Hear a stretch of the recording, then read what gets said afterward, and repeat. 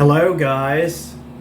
Good afternoon from the Philippines. I'm Roddy, and as usual, I'm practicing my English again. But today I'm going to talk about something controversial, really, and something that could potentially make people feel a little puzzled or confused or maybe awakened or enlightened, if that's even the thing, or just be informed. But nevertheless, I'm going to talk about it because to me it's ambiguous and arbitrary and relative. That's to say, it's not absolute in any sense as I see it. Okay, so today I'm going to talk about the C2 level and what its descriptions say and what they imply relatively and even perhaps logically. Now, of course, I could talk about, something else entirely. For example, I could talk about the IELTS exam, or maybe give you tips if you will. But I'm not an IELTS expert. But nevertheless, I know how to read, and I understand what I'm reading. Okay, so now let's talk about the C2 level of English because it's what everybody wants. Okay? When people ask, what's my level of English? They imply to some extent, have I reached C1 or C2? If I haven't reached C2, then maybe my level of English is C1. If not, then maybe it's at least B2. I want to know what my level of English is. So many, I think, are really into this thing, this level that we call C2. They keep studying and learning and grinding and even changing their accents because they want to achieve that C2 level. Now, before I, talk about the CEFR itself, let me tell you that I'm not saying that no one should learn anymore. Nor am I saying that no one should do the hard things that are required to really learn. Nor am I saying that you should not work on your skills. Nor am I saying that you should stop doing what you love that may or may not be relevant to reaching the C2 level of English if you're interested in that thing. Okay? So let's talk about, again, I'm not saying that no one should learn anymore, nor am I saying that no one should grind anymore. Okay, well, let's get into it. What does C2 say? Well, what's C2? Let's read the descriptions from tracktest.eu. Okay, so I'm just using my phone, so I really can't read it that much, but it says tracktest.eu something, okay? So, that's the website. You can read it for yourself. Let me read the description of the C2 level of English, okay? It says proficiency. What does it say? Can understand with ease virtually everything heard or read. Can summarize information from different spoken and written sources, reconstructing arguments and accounts in a coherent presentation. Can express themselves spontaneously very fluently and precisely, differentiating finer shades of meaning, even in more complex situations. Wow. I mean, who wouldn't want to be capable of doing these things and being able to say that, yes, now I'm a C2 user of the English language. My level of English is now C2. Yay! Right! Makes me, it's something that I, should be proud of. I should tell my friends about it. But yeah, let me stop you a bit. Okay, I'm sorry.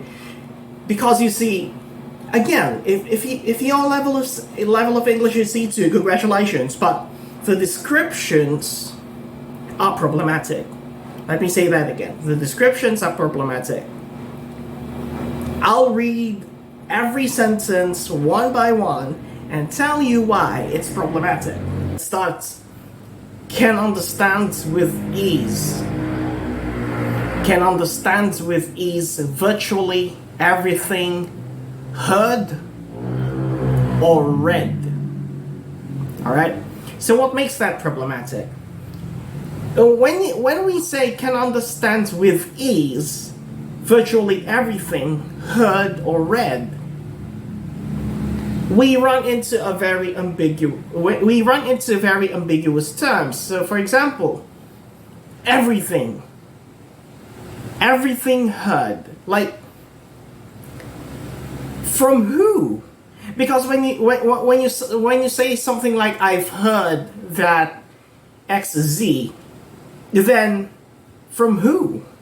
For example, you could perhaps understand a dialogue between two American native speakers of English, or a conversation between three Australian native speakers of English, but maybe you couldn't understand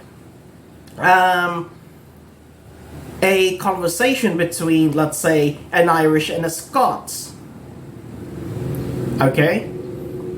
Or maybe you could understand a conversation between a British and an American, but you couldn't understand a conversation between, let's say,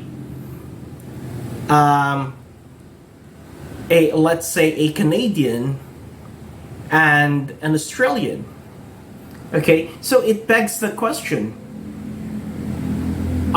can understand with ease virtually everything heard from who?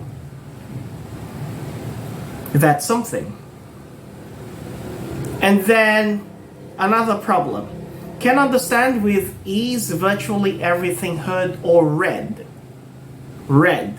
Okay, like what? Like, because you see, there are so many learning material. There are so many reading materials out there. So, for example, if, let's say, you're not a philosophy major, and let's say I handed you an English translation of Hegel's Phenomenology and asked you to read it, you would certainly struggle, 100%. You just wouldn't understand it. I don't understand it. A friend of mine who has a degree in philosophy doesn't understand it, even though it's in English. And many native speakers of English who have a master's and a bachelor's degree in philosophy don't fully understand Hegel, even if it is in English. So, can understand with ease virtually everything heard or read is ambiguous and arbitrary and even relative. Like what's being heard, what's being read. All right? And then let's read further. Can summarize can summarize information from different spoken and written sources, reconstructing arguments and accounts in a coherent presentation. Can summarize information from different spoken and written sources. How again, this is problematic because there are so many spoken and written sources. Like, what if, let's say, you have a C2 level of English or even C1 level of English, but then you don't understand, let's say, what an Irish professor of philosophy is talking about, or what an Australian, let's say, professor of sociology is writing, because you're not familiar with philosophy or sociology. Okay, what this description doesn't take into account the limits of the knowledge of every speaker. It just doesn't. Okay, just because we're good at reading certain texts in English doesn't mean that everything that we're going to read in English is just going to be easy for us. It doesn't work that way. Okay? So, for example, it's very easy for me to read the works of Peter Singer and the works of the Stoics, but it's a little bit difficult for me to completely understand Aristotle, even though they're all in English. Okay, I'm not a C2. I don't think that my level of English is C2, but I think you get the point. Okay, this description doesn't take into account what's being heard or what's being read or what is being said. The limits of our understanding isn't just dependent on our vocabulary or grammar. It depends heavily on our knowledge. So, this description of C2 users of the English language is ambiguous, problematic, and relative. This deserves questioning, really. You don't have to take this as some kind of a gospel truth. It's man-made. It's artificial. Okay? Let's read further. Can express themselves spontaneously, very fluently and precisely, differentiating finer shades of meaning, even in more complex situations. So, here's the thing. When it said when it says can express themselves spontaneously, like how spontaneous is spontaneous? In a blink of an eye? In a blink of an eye? Or in a second? Like how spontaneous is spontaneous? And then can express themselves very fluently and precisely. Like how, like what counts as fluent? Who counts as fluent? What counts as fluent speech? And how precise is precise? Do they mean that it's as logically, everything is as logically precise as, how logicians would, how linguistic analysts and logicians would use language to express concepts precisely? Is that the meaning of precisely here? It's ambiguous, okay, and differentiating finer shades of meaning, even in more complex situations. So let's even the complex situations is arbitrary. Like what may be complex for me might be. All right, what is complex for me might be simple for you. what might be simple for me may be too complex for my nephew. Okay. So I'm not saying that that the C2 level label is useless, nor am I saying that these descriptions are useless. What I'm really just saying is that you don't have to take this for granted. And anyway, if your level of English is C2 and you're happy about it, well, congratulations, I'm happy for you. Genuinely, I'm happy for you. But if not, but if your level of English is not C2, but you're happy, then I'm happy for you. Genuinely, okay? Because remember, it doesn't really matter if your level of English is C1, C2, or whatever the case may be. What matters is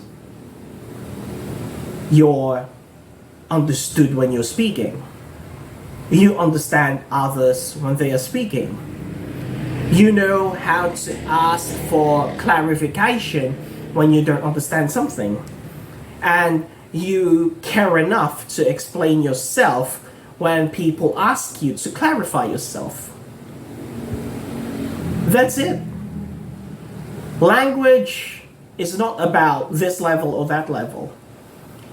It's about communication, because as I've said in one of my videos where I've quoted an Australian English language teacher, this is his quote: communication is perfection. So if you're interested in achieving the C2 level of English, okay, no problem. If that makes you happy, then go ahead and do it. But you should not allow this label to define your worth, your proficiency, and fluency. But if you're interested in this label, then it's okay, no problem. Okay?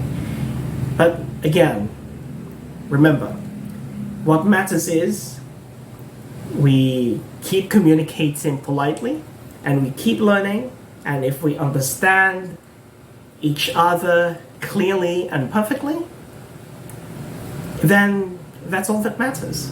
Thank you very much.